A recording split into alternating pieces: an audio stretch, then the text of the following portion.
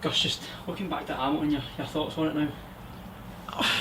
I think there wasn't a lot between the teams. I keep saying so often in the championship. A game, we lose the goal late in the first half, and we have to show a certain character and resilience to get back into the game. But I think the obvious, factor in the game was the substitutes coming on. All three of them, Muirhead, Knowles and Ugu had an impact, and that's what you want. You want that from your substitutes if you're having to change a game and have an impact, and they've done that. And I think we thoroughly deserved, to get the goal.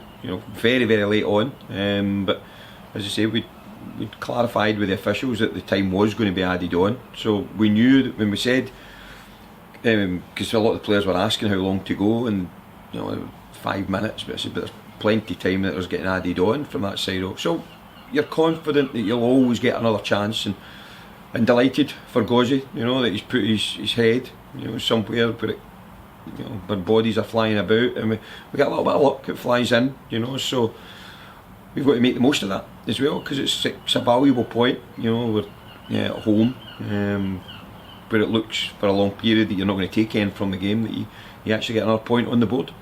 You mentioned Gozzi when we spoke about him at a time. You mentioned he wasn't back to full fitness. Will it just be a case of him making maybe a substitute appearance tomorrow at most? It could be. I think it's a dangerous one with him in terms of pushing him too quickly, but you see the obvious impact that he has.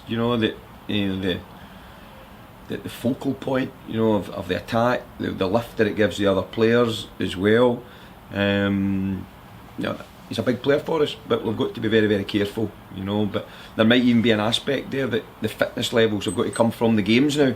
Rather than load too much during the week, we need to be careful with that side of it, and then just hopefully we can get his match fitness up to speed by playing games. How has preparation been going into the weekend? It's been good. The players work, ever so hard. It's been a good week's training, and it's really been positive. You look and think, and how we're trying to approach the game tomorrow, and everything geared up towards that is a positive, mindset, and how they apply themselves. So it's been good. Everyone knows going into tomorrow, it's a big game, table's close. What are you expecting from Dunfermline, especially with the change in management? It's going to be a difficult game. I think we had a tough game, opening game of the season, where we felt we should have won the game, especially on our first half performance. But it's a little bit unknown. We've watched a lot of the detail from Peter's time, and we've experienced it, playing against him. So you could see, I don't know if a lot will change or if anything will change with Greg and Stephen taking control.